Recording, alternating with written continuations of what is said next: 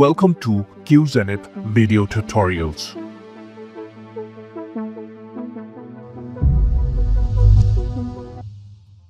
Hi guys, hope you're doing great, and in this video I'm going to show you how to compress files. Now, what do you mean by compressing? Compressing means reducing the size of one or more files. So its purpose is to save disk space. It is again to speed up transfer, sending from your system to another system or to remote system. And then again, its purpose is to reduce storage cost. So we're going to use some of the common compression tools, which is again going to be GZIP, bzip2, and then zip. So let's get started using GZIP to compress files. I have switched back to my Parrot operating system, and then just click on it to get your mate terminal and present working directory. It's the user's home directory, ls-lh to view the files. And there you can see we already have got file 1, file 2, and then an archived file that was again archived with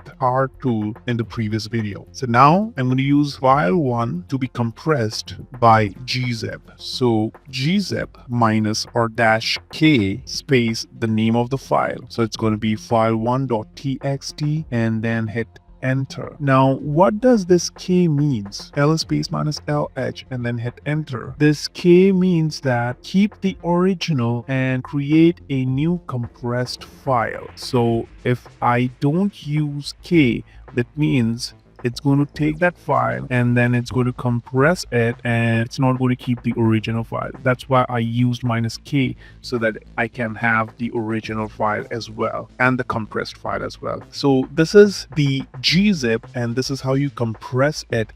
And then you can see that the original file size is 55 megabytes.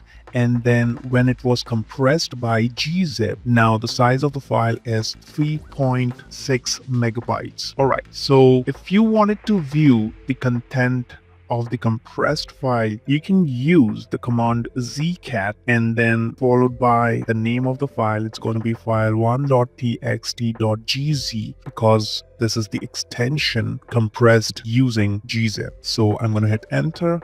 And there you can see the content within the compressed file. Okay, again, verify it, ls minus LH, and then hit enter. Now I'm going to remove this file so that when I'm extracting it from this file, it's going to extract to this normal original file. So rm space minus rf file1.txt, removing it, ls minus lh. Now I don't have any kind of file1.txt, though I have the compressed file. Now I'm going to extract the file which was again compressed using GZIP. So GZIP, the name of the file is file1.txt.gz, and then hit enter. So either you can pronounce it as GUNZIP or some people pronounce it as GUNZIP. Both are correct. ls minus LH, hit enter, and you can see the file 1 is recovered. Cool, seems to be fine. So we have created a file. That means we have compressed a file using GZIP. We view the contents of the file, which was again compressed,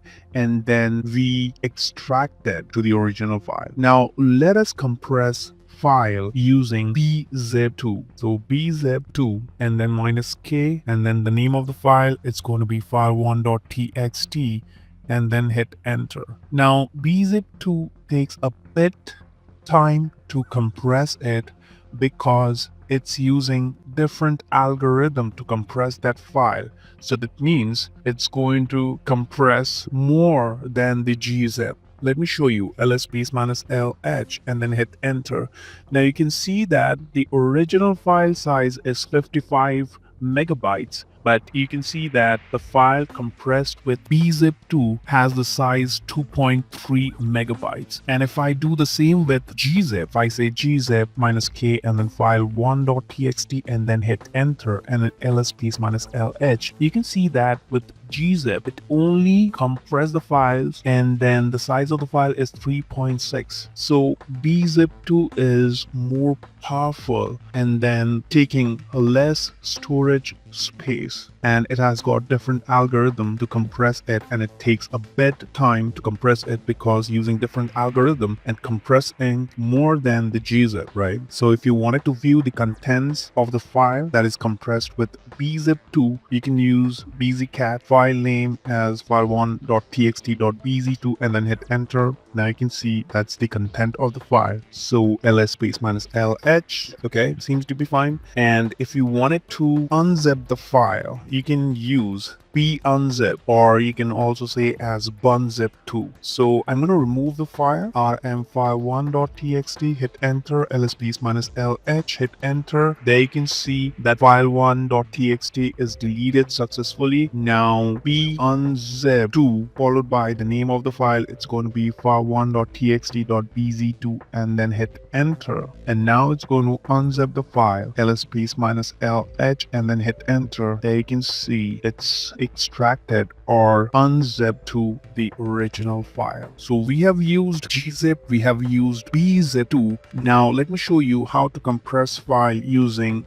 zip. Now zip is compatible with Windows as well as with Linux. So if I say zip, the name of the file, it's going to be, let's say, file1.txt.zip and then file1.txt and then hit enter. So to verify, ls space minus lh, hit enter, and you can see that file1.txt.zip. Again, its compressing power is equivalent to gzip. You can see that even using gzip, it compressed to 3.6 megabytes. Using zip, it compressed the file to 3.6. So the most powerful compressing tool is going to be the bzip2. Okay, so if you wanted to view the content of a file, you can run the command unzip -l-l followed by the name of the file, file1.txt.zip, and then hit enter. You can see the content of the file, or you can see that what is within that specific compressed file. And if you wanted to unzip, you can use unzip followed by the name of the file and then hit enter. And it's asking that replace the file 1. I didn't remove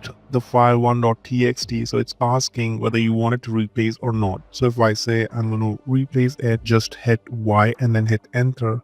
It's going to replace the original file, ls space minus lh, hit enter, and it's been extracted successfully. So this is how you compress files using GZIP, bzip2, and zip in Linux machine. So this is it in this video. Hope it was informative for you. I will see you on my next video. Thank you for watching.